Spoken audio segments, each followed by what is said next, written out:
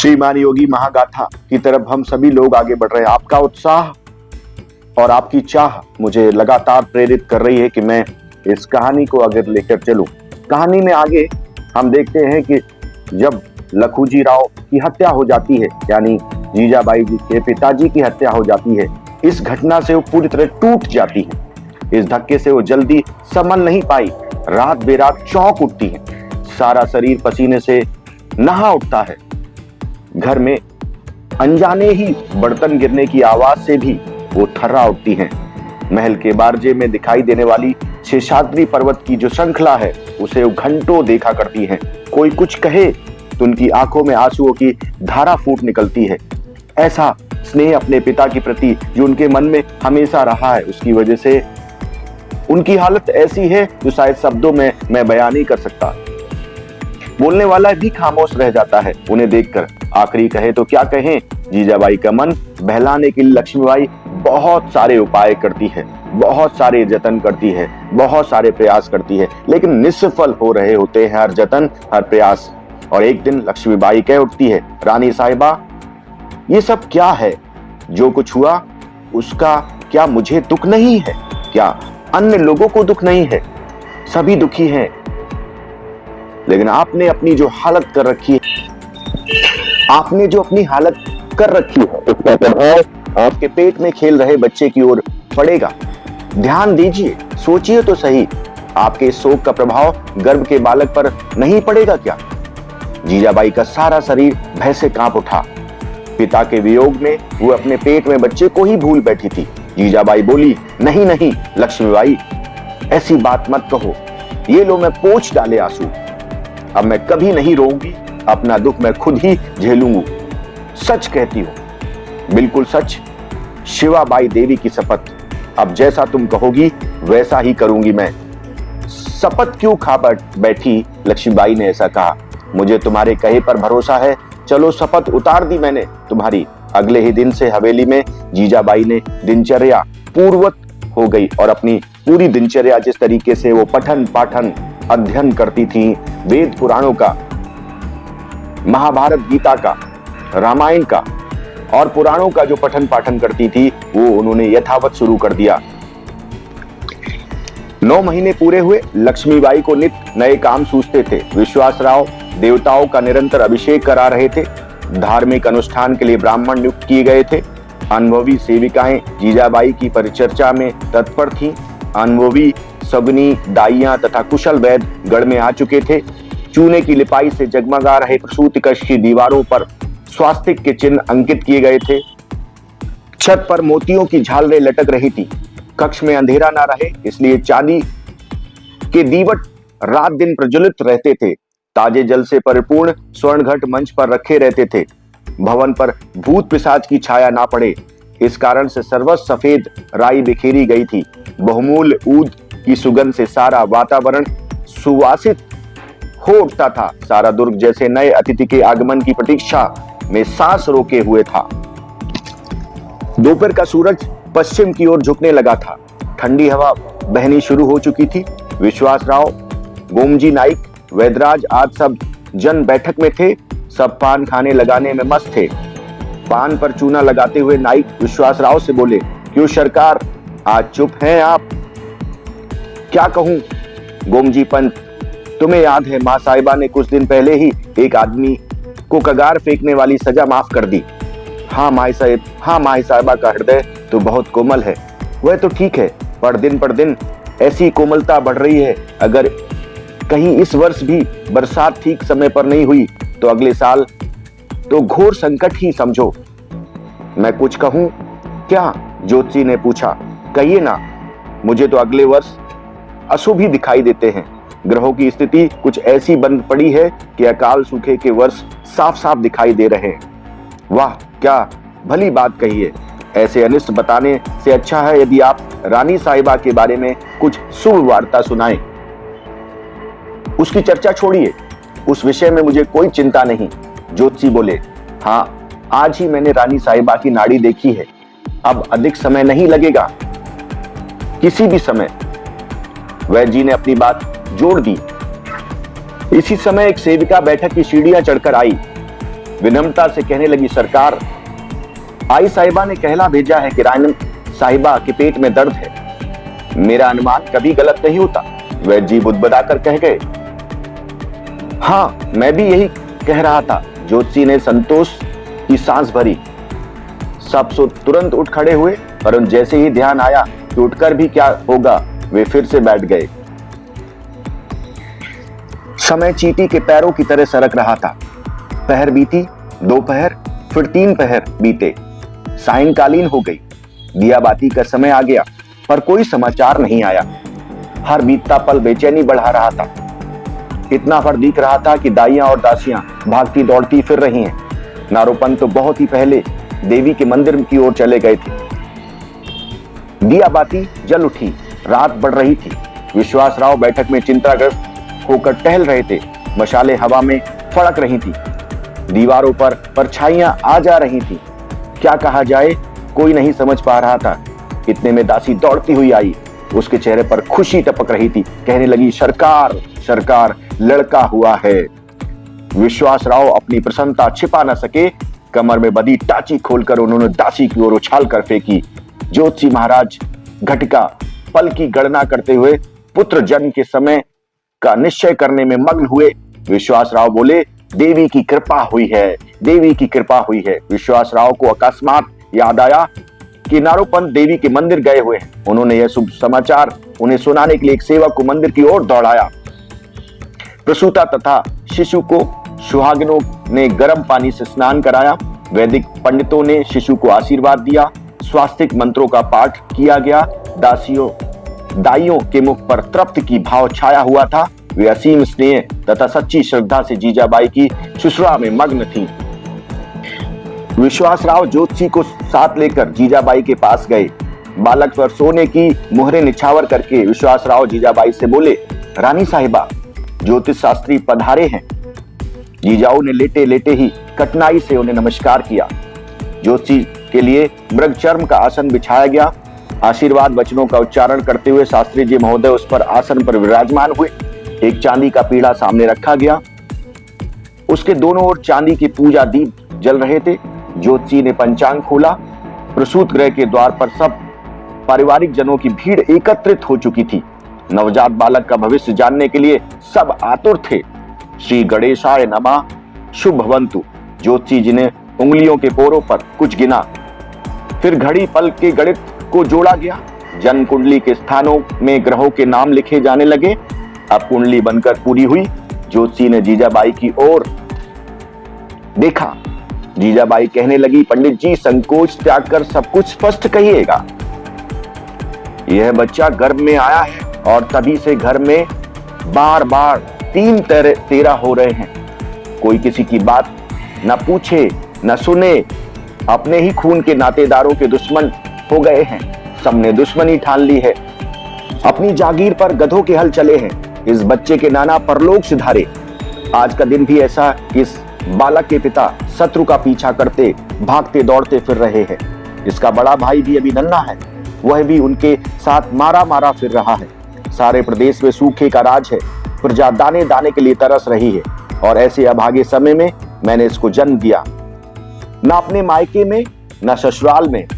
जब यह पेट में था तब से गुल खिले हैं। अब इसके घर में पांव धरते ही कौन सी धज्जियां उड़ने वाली हैं, यह भी कह डालिए। बातें सुनकर सबको दुखी होते, परंतु ज्योतिषी के मुख पर चेहरा खुशी का रंग नहीं बदला। उसके स्मित मुख पर पलक भी गंभीरता नहीं आई। होठों पर हाथ लिए कहने लगे, रानी साहिबा, ऐसे अमंगल विचार मन में नहीं आए। अथुक के हृदय से निकाल दीजिए। रानी साहिबा, आज से आपका दुर्भाग्य अस्त हुआ। सौभाग्य का दिन उदित हुआ। साक्षात सूर्यदेव ही आपकी गोद में अवतरित हुए हैं। जीजाबाई फीकी हंसी हंसकर कहने लगी, बालक की जन्मपत्री बनाते समय हर ज्योतिषी यही कहता है। शास्त्री जी गंभीर हो गए। स्थिर स्पष्ट और गुरु गंभीर वाणी में बोल उठे, रानी साहिबा, मेरे कहे पर अविश्वास ना करें। आज तक इस दैवज्ञ का भविष्य वचन कभी खोटा नहीं हुआ। यह न समझिए कि द्रव्य के लोभ बस में ऐसी भविष्यवाणी कर रहा हूं। ज्ञान, अनुभव और अपने आत्मविश्वास के बल पर मैं भविष्य को बता रहा हूं। तीनों कालों में भी यह असत्य नहीं हो सकता। यह बालक आपके जन्म जन्मांतरों की अभिलाषा पूर्ण करेगा। रानी साहिबा, जब भूमि पर पाप का भार बढ़ गया था, सारी धरती त्रस्त हो उठी थी। वासुदेव देवकी जब कंस के कारागृह में बंदी थे, उसी समय श्री कृष्ण का अवतार हुआ था। कृपा करके यह मत भूलिएगा। आपके मुंह में घी शक्कर जीजाबाई संतुष्ट होकर बोली। उनकी दृष्टि शिशु की ओर गई। वह अंगूठा चूसता हुआ कभी का नींद की गोद में जा पहुंचा था। जीजाबाई की प्रसूत के बाद सारे गढ़ में एक नया उत्साह भर गया था। शाहजी राजा को यह शुभ समाचार सुनाने के लिए घुड़सवार तुरंत ही रवाना हो चुका था। देव पूजा, दान धर्म, अभिषेक आदि की दुर्ग में कमी नहीं थी। 5वें दिन प्रसूत कक्ष में शस्त्र पूजा की गई। हल्की पूजा संपन्न हुई। 5वें, 6ठे और 8वें दिन भी इसी प्रकार पूजन की विधियां संपन्न होती रहीं। लक्ष्मीबाई दिन रात बरही की तैयारी में जुटी हुई थी। नए नए आभूषण शीघ्र बनवाए जा रहे थे। नवीन वस्त्रादि प्रतिदिन दुर्ग में लाए जा रहे थे। अंजीरी रंग की जरतारी बूटों की सजी रेशमी साड़ी की तरह खोलकर दिखाते हुए लक्ष्मीबाई कहने लगी, रानी साहिबा, यह रंग अच्छा है ना?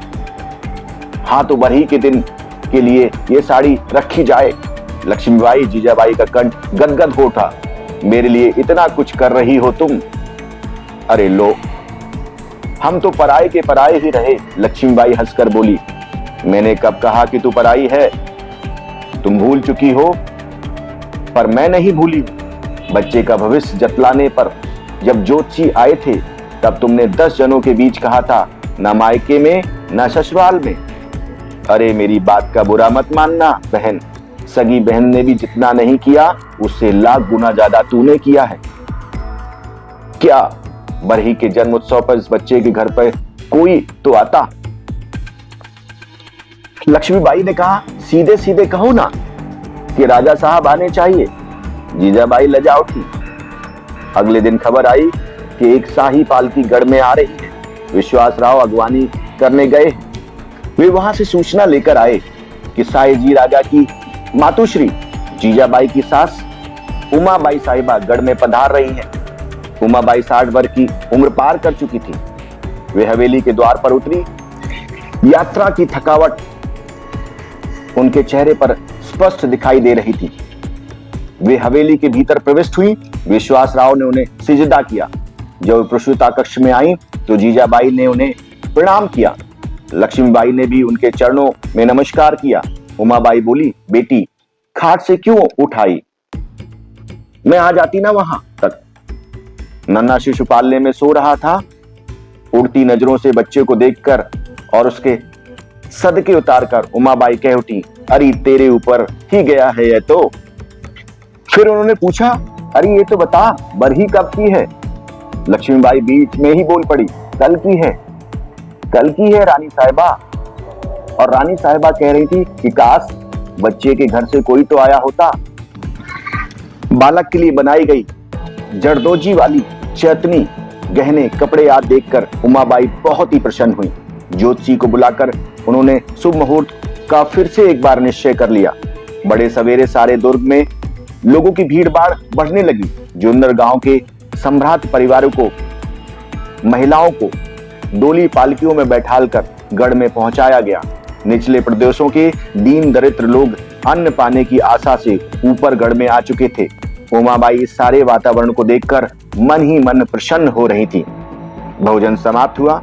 कुछ स्त्रियां पालना सजाने में लगी थीं, तो कुछ शिशु को सजा संवार रही थीं। गीतों के मधुर स्वर गूंज रहे थे। नामकरण का मुहूर्त आ गया। जीजाऊ ने उमाबाई से हल्के से पूछा, बच्चे का नाम क्या रखा जाए? तूने क्या सोचा है? शिवाबाई देवी की मनौती मानी थी। सोचती हूं शिवाजी नाम रखा जाए। हाँ, यही रख, अच्छा नाम है। सुहागिनों ने बालक की तथा जीजाऊ की आरती उतारी। लक्ष्मीबाई ने बच्चे को हाथों में उठाया। अन्य महिलाओं ने बारी बारी बालक को हाथ में लेकर कोई गोविंद लोरी, गोपाल लोरी, कोई दामोदर प्यारा गाकर आवश्यक रस्म पूरी कर रहे थे। इसके पश्चात जीजाऊ ने पालने में झुकी और बालक के कान में उन्होंने धीरे से कहा, शिवाजी। इसके तुरंत बाद दूसरी विधि संपन्न हुई। उपस्थित महिलाओं ने जीजाओं की पीठ पर हल्के मुक्के की प्यारी प्यारी चोटें की। तुरही नगाड़ी की आवाज से दुर्ग का कोना कोना गूंज उठा। बालक का नाम शिवाजी रखा गया। यह समाचार सारे गढ़ में फैलते देर नहीं लगी। भवन के बाहर डोली तैयार थी। नन्हा शिवाजी अब देव दर्शन के लिए जा रहा था। जीजाबाई शिशु को लेकर डोली में बैठ रही थी। लक्ष्मीबाई तथा दासी समूह डोली के साथ साथ चल रही थी। विश्वासराव, ज्योतिषी, वैद्यराज, नारोपंत, गोमजी, नाइक आदि भद्रजन डोली के साथ आगे आगे चल रहे थे। सबसे आगे वाद वृंद जो मांगलिक धुनों बजा रहे थे वो सभी उसके साथ चल रहे थे। बालक को देवी के सम्मुख लाया गया। देवी की भस्म बच्चे को लगाई गई। पुरोहित महोदय ने आशीर्वाद दिया।